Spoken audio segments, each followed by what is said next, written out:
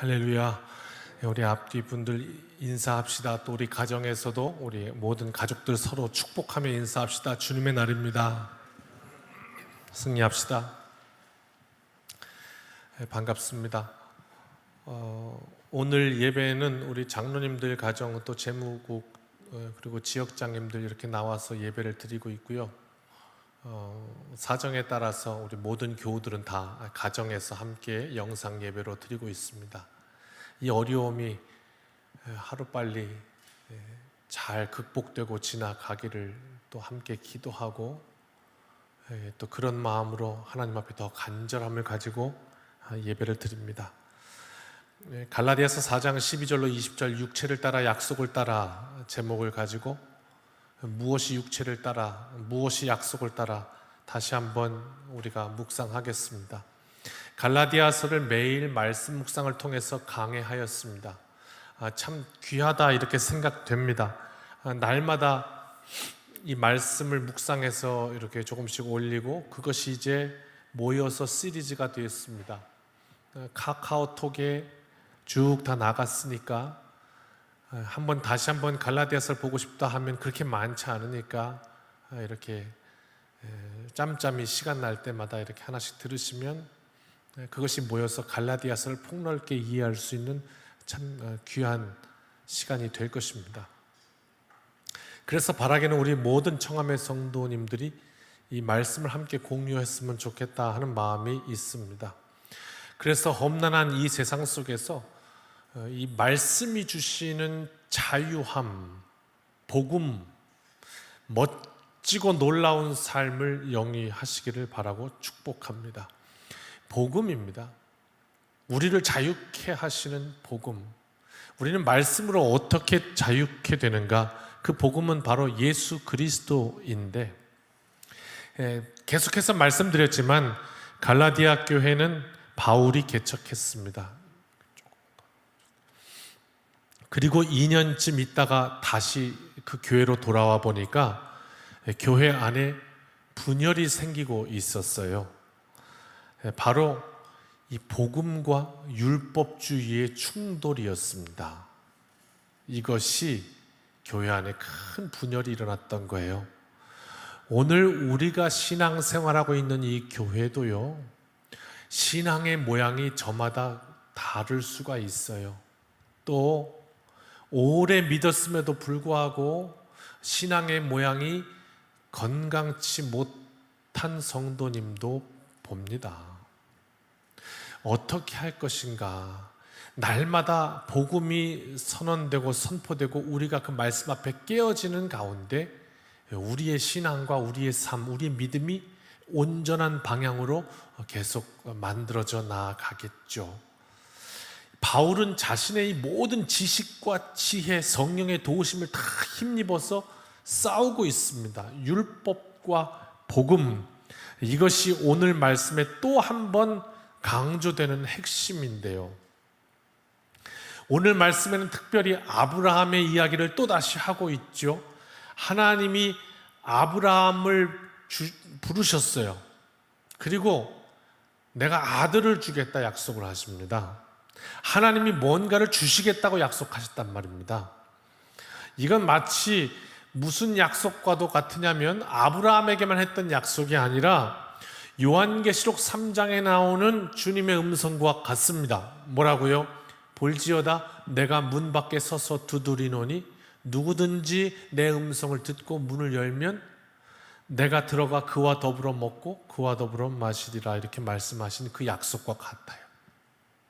아브라함만 와서 아브라함아 그러고 부르신 것이 아니라 오늘 각자 우리의 삶 속에, 우리의 심령 속에, 내 인생 속에 오셔서 두드리십니다. 아무개야, 내가 너 인생의 주인이 되고 싶은데 누구든지 마음문을 열면, 근데 그거 함부로 열 수가 없는 거예요. 하나님의 약속을 듣고 말씀하시는 그분을 믿기 때문에 문을 열어주는 거죠. 신뢰하니까 문을 여는 거예요. 어느 정도로요? 목숨 걸 정도로. 이게 왜 목숨 걸 정도로냐면요, 고전 동화 해님 달님 이야기 다 아시죠? 남매를 놔두고 엄마가 먼 길을 갑니다. 절대로 아무도 문 열어주지 말라고. 근데 호랑이가 와서 뭐 이렇게 분도 바르고 엄마 손처럼 이렇게 집어넣기도 하고 엄마 목소리 흉내를 내기도 하고 열어달라고. 그 끝까지 안 열다가 열죠. 문 한 번 잘못 연 것으로 큰 봉변을 당하게 됩니다. 인생에 내 앞에 들려오는 이 음성 말씀이 과연 내 생명을 맡겨도 될 만한, 내 일생을, 아니 영원까지라고 하는데 그것을 맡겨도 될 만한 음성이냐, 중요하단 말입니다. 우리의 목숨을 걸 정도로 이건 정말 인생의 가장 중요한 문제입니다. 과연 이 음성이 내 인생을 맡겨도 될 만한 것이냐, 우리에게 깊은 분별력이 필요한 거죠. 아브라함이라는 사람이 있었는데요, 그에게 하나님의 음성이 어느 날 들려왔어요. 그런데 아브라함이요, 그 음성을 듣다가 너는 내 아비 본토 친척집을 떠나서 내가 너에게 지시할 땅으로 가라, 내가 너로 복이 되게 할 거다, 이렇게 모든 사람이 너를 통해서 복을 얻게 될 것이다, 이 음성을 딱 들으면서 이 아브라함이 자기 목숨을 걸만했어요. 내 인생을 걸만했어요. 그래가지고 그렇구나, 그래서 그 모든 것을 다 버리고 그 음성을 따라 자신의 인생을 향했단 말입니다. 이와 마찬가지로 볼지어다 내가 문 밖에 서서 두드리노니, 이 험난한 세상 가운데 두드리시는 그 음성을 듣고 이 음성이 내 모든 인생을 맡길 만한 것이구나, 그래서 거기다가 내 삶을 드렸다. 그래서 하나님이 인도하셨다. 하나님이 약속을 하셔요. 아브라함아, 내가 너에게 아들을 줄 것이다, 그리고 너의 자손이 이렇게 많아질 거다, 이렇게 약속을 하십니다. 성경에는 그런데 뭐라고 나와 있냐면, 사라가, 그 아브라함의 아내였던 사라가 그 말을 듣고 이랬다고 나옵니다. 웃었어요. 아마 이렇게 뭐 버릇없게 막 이렇게 그냥 인격이 좀 모자라서 그냥 막 이렇게 웃었던 건 아닌 것 같고요, 자기도 안 그러려고 그러는데 하다 보니까 어떻게 참을 수가 없어서 이렇게 웃었던 것 같아요. 왜? 지금 내 나이가 몇인데, 그러니까 뭐 웃을 수밖에 없었던 이런 상황 같아요. 지금 손녀를 보신 혹시 70 넘으신 우리 권사님 계실까요? 안 계신 것 같은데? 안 계시죠? 한 분도 안 계시죠? 네. 다 젊은 분들만 나오셨는데, 그 다음 뭐 60대로 갈까요? 60대는 너무 젊어서 안 되는데, 70 넘으신 우리 손녀를 보신 권사님이 여기 앞에 앉아 있다고 가정을 하고, 우리 권사님한테 제가 설교를 하는데, 권사님 힘줘서 한 번 더 도전하시죠. 그러면 어떻게 될까요? 아마 조만간 담임 목사를 다시 뽑으셔야 될지도 몰라요. 제가 쫓겨날지도 모른단 말입니다. 그게 무슨 말이냐 이렇게 나올 거 아니에요. 그런 상황이었을 거예요. 참지 못하고 하나님이 내가 너에게 아들을 주리라. 아브라함이 아내에게 와서 여보, 하나님의 아들 주신대. 그랬을 때 사례가 이렇게 할 상황이었을 거란 말이에요. 믿음을 가지고 산다는 건요, 어쩌면 이런 상황 속에서 살아가는 거일 수 있을 거예요. 하나님의 약속이 잘 안 보입니다. 가시권에 안 들어와요. 뻔히 보이는 손해를 감수해야 될 때도 있고요, 억울함을 선택해야 될 때도 있잖아요. 우리가 믿음 생활하면 그렇잖아요. 우리가 이 세상 속에서 예수 믿는다는 것 때문에 살아갈 때 받지 않아도 될 사실이 아닌 오해들도 받고 살아가요. 때로는 억울함을 뒤집어 쓰기도 합니다. 아니 왜 너도 사람이고 나도 사람인데 왜 내가 예수 믿는다는 것 때문에 양보해야 되고, 예수 믿는다는 것 때문에 손해를 봐야 되고, 예수 믿는다는 것 때문에 밀려야 되는 거냐, 이런 상황이 온단 말이죠. 그래가지고 어떻게 하느냐, 믿음 가지고 살면서도 적절한 타협이나 합리성을 찾아서 재해석하기도 해요. 요 정도면 그래도 적당하지 않느냐 하는 거죠. 이게 이제 아브라함의 재해석이었어요. 사라는 아니어도 그래, 내가 보기에도 사라는 나이가 너무 많아서 틀렸어. 그러니까 재해석하는 거예요, 하나님의 약속을. 사라는 아니어도 그래도 혹시 저 아직 아기를 낳을 수 있는 몸종 하가를 통해서라도 내 씨를 어떻게 좀 얻으면, 하나님이 약속하신 게 그거나 이거나 뭐 나를 통해서 남은 내 자손이지 뭘 그래, 이렇게 재해석했단 말이에요. 이 세상을 믿음을 가지고 살아가는데 자꾸 이렇게 얼토당토하는 이런 상황을 만나니까 자꾸 내 상황에 맞춰서 말씀을 재해석하는 거예요. 이거겠지. 이렇게 하나님의 뜻마저도 내 생각으로 납득할 수 있어야 하나님의 뜻이다. 그래서 결국 나왔던 결과물이 뭐였냐면 이스마엘이었거든요. 나중에 하나님은 아니다 이렇게 또 말씀하시죠. 이스마엘이 아니라 내 본처를 통해서 자식을 줄 거다 이렇게 말씀하십니다. 그러면서 오늘 말씀 본문의 23절에 이렇게 이야기하는 거예요. 우리 함께 같이 읽어볼까요? 시작. 여종에게서는 육체를 따라 낳고 자유 있는 여자에게서는 약속으로 말미암았느니라 이렇게 말씀하는 거예요. 하나는 육체를 따라 난 열매가 있고 하나는 약속을 따라간 열매가 있다는 거죠. 그러니까 우리가 어떤 존재들이냐 하면 이 세상 속에 육체를 따라서 가고 싶은 그런 본능과 어떤 합리성과 모든 것이 있지만 우리는 약속을 따라간다 이런 말씀. 내 상식으로 해석해서 멋대로 해석하고 결정했던 일을 성경은 뭐라고 얘기하냐면 육체를 따라 놨다고 얘기를 하고 있어요. 그리고 불가능할 것 같았던, 상식적으로 보면 도저히 상식적이지 않은 것 같은 어떤 거예요? 사라에게서 낳은 거예요. 이것은 약속을 따라 놨다고 그랬어요. 살면서 하나님의 약속, 말씀에 의지하여 살면 우리는 승리하는 사실 우리는 잘 알아요. 고백합니다. 우리 입술로도 인정합니다. 그런데 인정하면서도 살다 보면 어느 날 불쑥 갑자기 인간적인 마음에 말씀이 잠깐 뒤로 하고 내 기준과 내 판단이 앞으로 쑥 나오죠. 그래서 결국 내 결정으로 그냥 일을 저지른다 이렇게 표현해야 할 것 같아요. 그걸 성경은 뭐라고 그러냐면 약속을 따라 낳은 것이 아니라 육체를 따라 낳았다 이렇게 표현하고 있어요. 이삭이 하나님의 약속인 거는 분명히 알겠는데 어느 순간에 이스마엘로 타협하고 있는 거예요. 누가? 우리 인생이요.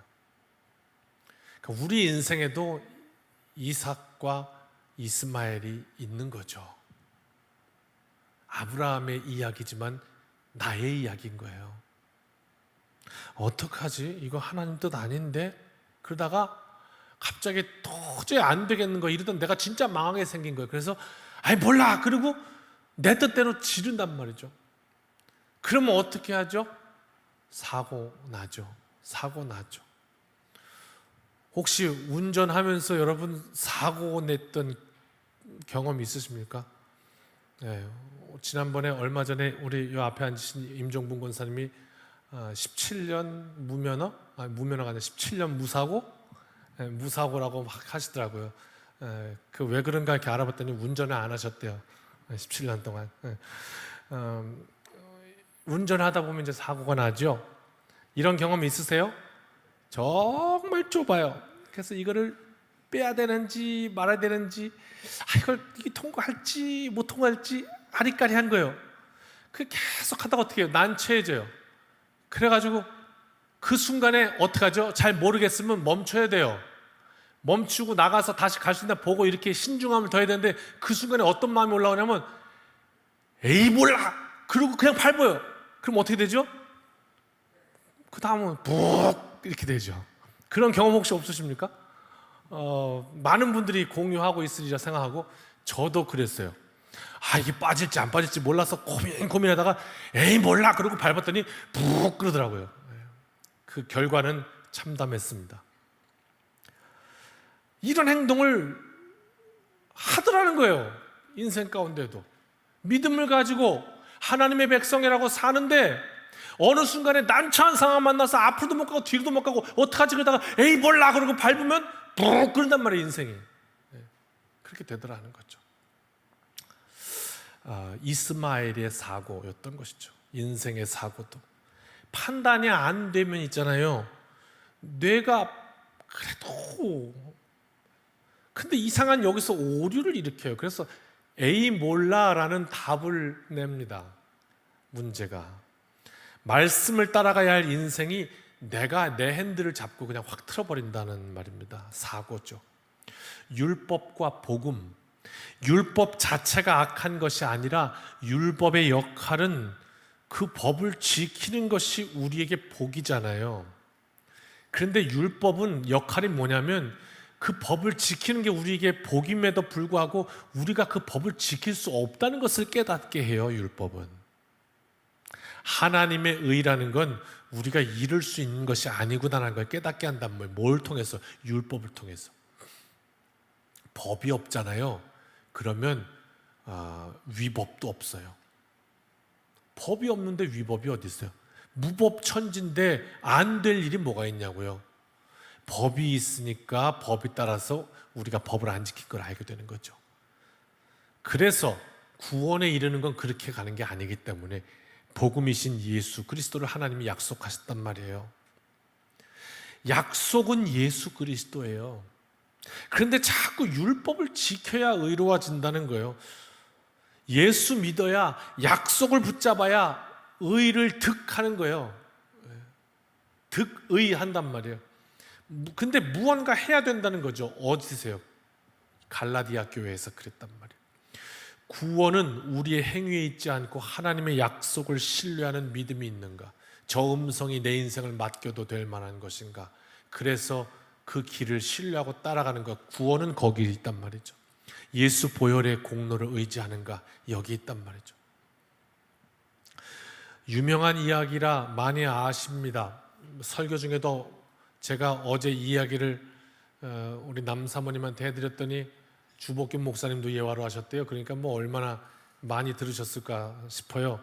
탤런트 김수미 씨에 대한 인터뷰 내용을 다 알고 계시리라 생각합니다. 그래도 할 얘기가 있어서 다시 하는 거니까 한번 들어보십시오. 심각한 우울증으로 고통 겪고 있을 때 남편 회사까지 실패하면서 빚더미에 올라앉아 쩔쩔매는 상황이 되었을 때 돈 많은 이 친척들마저 다 외면하고 고개를 돌립니다. 급한 대로 동료들에게 아쉬운 소리 하면서 이 사람에게 100만 원, 저 사람에게 100만 원 이렇게 빚을 갚기 위해서 꾸고 있을 때 이 김혜자 씨가 탤런트 김수미 씨에게 불러서 이야기하죠. 정색하면서 야, 너 왜 나한텐 돈 빌려달라는 소리 안 하냐? 추잡스럽게 몇백만 원씩 꾸지 말고 필요한 돈이 얼마야? 그리고 자신의 통장 가져왔죠. 그 앞에 꺼내놓습니다. 그리고 이렇게 말합니다. 이거 내 전 재산이야. 너 이걸로 필요한 거 다 해결해. 그리고 갚지 마. 그랬다죠. 혹시 돈이 넘쳐나면 그때 주든가. 그리고 그냥 가버렸답니다. 그래서 김수미 씨가 그 통장 받아서 다 빚을 청산하고 다시 재기하죠. 그리고 물론 그 빚은 다 갚습니다. 그 과정 속에서 일어난 일은 빚 갚아서 끝난 것이 아니라 그 사이에 목숨을 줄 수 있을 만큼의 정말 소중한 관계가 되었다고 이야기하더라고요. 이 이야기가 거꾸로 뒤집히면 어떻게 될까요, 여러분? 언니, 나 못 믿어? 나 좋아한다면서, 나 믿는다면서 그거 다 뻥이야? 아니 이렇게 내가 지금 어려운 거 안 보여? 나 돈 정말 안 빌려줄 거야? 이렇게 얘기를 한번 뒤집어 볼까요? 그랬더니 이쪽에서는 미안해, 난 널 못 믿어. 이렇게 되면 어떻게 될까요? 이 두 가지 상황의 문제가 뭘까요? 보통 이렇게 거꾸로 된 문제 때문에 서로 상처 입고 관계가 깨지고 막 이러잖아요. 이 이야기를 오늘 제가 수차례 했는데 왜 또 하냐면요. 이 이야기를 가만히 우리가 한번 살피면서 이런 생각 혹시 해볼 수 있을까요? 김혜자 씨가 아무리 인격이 훌륭하고 아무리 그렇게 자상하고 긍휼한 마음을 지닌 분이라 할지라도 그분이 아무나 보고 그렇게 할까요?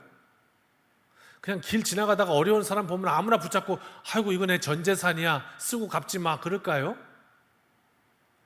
우리 한번 좀 생각해 봐야 하지 않을까요? 만약 김혜자 씨가 그런 분이라면 그 정신 상태가 좀 이상한 거잖아요. 아니잖아요. 그렇다면 김혜자 씨에게 김수미 씨는 자신의 전 재산을 빌려주어도 아니 그냥 갚지 마 안 주어도 그냥 내 돈 다 주어도 괜찮은 존재였다는 사실, 그게 중요한 것 아니겠습니까? 김수미 씨는 어떻게 김혜자 씨에게 그런 존재가 되었을까? 남사모님이 그 얘기 또 해야 됐더니 그러시더라고요. 그러니까 김수미 씨가 그 말 하면 김혜자 씨는 자기 전 재산 줄 거 알았기 때문에 그 사람한테는 달란 소리도 안 하고 그냥 다른 사람들한테 꿨던 거야. 이렇게 또 얘기하더라고요. 뭐가 물음표가 하나씩 해소돼요. 내 자신의 모습을 성찰하는 것, 이것이 복음이요. 하나님의 말씀을 가지고 상대를 보는 것, 이것이 율법입니다. 믿을 만한 존재이기에 내가 너에게 이걸 줄게 라고 말하고, 또 그렇게 할 사람이기에 참아가서 말하지 못하는, 이것은 복음에 가까울 것이고, 너 왜 나한테 돈 안 빌려줘 라고 하는 것은 율법에 가까울 것입니다. 왜냐하면 거기에 판단하는 그 잣대가 그 율법을 가지고 나를 성찰하느냐, 상대방을 성찰하느냐, 상대방을 잣대를 가지고 평가하느냐에 따라서 선택이 달라지기 때문일 것입니다.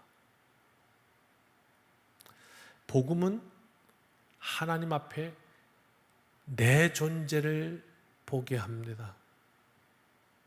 아프지만 그래도 또 보게 합니다. 정확히 보게 합니다. 얼마나 아픕니까? 율법 앞에 철저히 안 되는 무너지는 나의 연약함을 보게 하십니다. 그래서 하나님, 내가 죄인 중에 죄인입니다라고 고백하게 만듭니다. 이것이 복음입니다. 율법은 하나님 앞에서 다른 사람을 향해서 혀를 차게 만듭니다. 그리고 내 고개를 이렇게 들게 합니다. 오늘 이 율법이 아니라 율법주의죠. 정확히 말하면 이 율법주의가 이 갈라디아 교회에 들어와서 무너지고 있었습니다. 왜 하나님의 약속을 받아가지고 들어왔던 백성들이 다시 육체를 따라 열매 맺으려고 하느냐? 오늘 바울은 이 아브라함의 이삭과 이스마엘의 이야기를 통해서 왜 하나님이 약속하신 그 약속을 신뢰하고 가지 못하고 자꾸 내 마음속에 있는 그 이상한 것 붙들어 가지고 핸들 붙잡고 사고 내고, 그래서 육체를 따라 열매 맺으려고 하느냐? 여러분의 신앙생활은 어떻게 시작하셨습니까? 정말 내게 은혜 주셨을 때에 하나님 한 분 예수님으로 충분합니다, 그 은혜로 살겠습니다 하면서 온 세상이 다 그렇게 하나님의 영광으로 가득 찼던 그 우리의 감격. 그런데 어느샌가 신앙생활 하다 보니까 나도 모르게 다시 자꾸 육체를 따라 뭐가 들어와서 우리를 혼돈스럽게 하는 우리의 신앙의 여정, 그 가운데서도 여전히 우리를 자유케 하시는 건 복음입니다. 오직 예수입니다. 그래서 예수님밖에 없습니다. 다시 바라보십시오. 그리고 다시 그분을 쫓아 가십시오. 다시 당신의 삶을, 십자가를 향하십시오. 그래서 그 가운데 평안을 얻으십시오. 이것이 우리의 믿음입니다. 평안을 주제로 한 미술 대회가 열렸습니다. 마지막 이야기 하나 해드리고 말씀 정리하려고 합니다. 어떤 미술 대회의 주제가 평안이니까 모든 작품들이 다 이렇게 들판에 고요한 거, 또 바다에 파도가 없이 잔잔한 거, 뭐 이런 그림을 다 그려가지고 이게 이제 본선에 다 올라왔어요. 평안이 주제였으니까. 그런데 이 미술 대회에 대상작이 나왔는데 평안과는 전혀 상관없는 그림이 대상을 차지합니다. 풍랑이 일고 번개가 내리치는 그런 그림이었거든요. 하지만 이 작품을 선정한 이유가 있죠. 그 풍랑이 일고 절벽 막 그냥 번개가 내리치는 그 가운데 이 절벽 조그만 틈에 둥지를 틀고 앉은 독수리 가족이 하나 있는데, 그 세찬 풍랑 가운데서도 이 새끼 독수리가 어미 독수리의 품에 안겨서 평안히 자고 있는 이 모습을 그린 겁니다. 그래서 이 그림이 그 대회의 평안이라는 주제의 그랑프리를 먹습니다. 그렇습니다.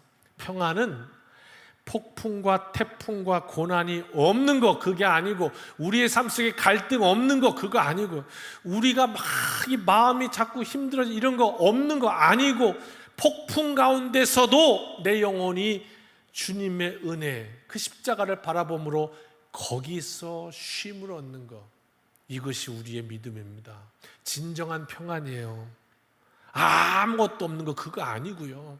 우리의 삶 속에 날마다 문제가 일어나고 갈등이 일어나고, 그러나 내가 주님의 날개 밑에서 쉼을 얻습니다. 평안을 얻습니다. 그 하나님을 신뢰합니다. 그래서 그 하나님의 법을 즐거이 따라가는 것, 이것이 복음입니다. 육체를 따라난 자가 아닌 약속을 따라난 자, 오늘 우리의 열매가 되어야 합니다. 날마다 하나님의 약속 잊지 않도록 기억할 수 있도록 주님 나를 붙잡아 주십시오. 또 그렇게 기도하면서 승리하는 우리 주님의 백성들 다 되시기를 예수님의 이름으로 축원합니다. 아멘. 기도드립니다. 우리의 인생 가운데 날마다 있는 갈등이지만 그때마다 십자가를 바라봄으로, 말씀 의지함으로 약속을 따라 승리하도록 성령님 우리의 삶을 인도하시고 동행하여 주옵소서. 예수님의 이름으로 기도드립니다. 아멘.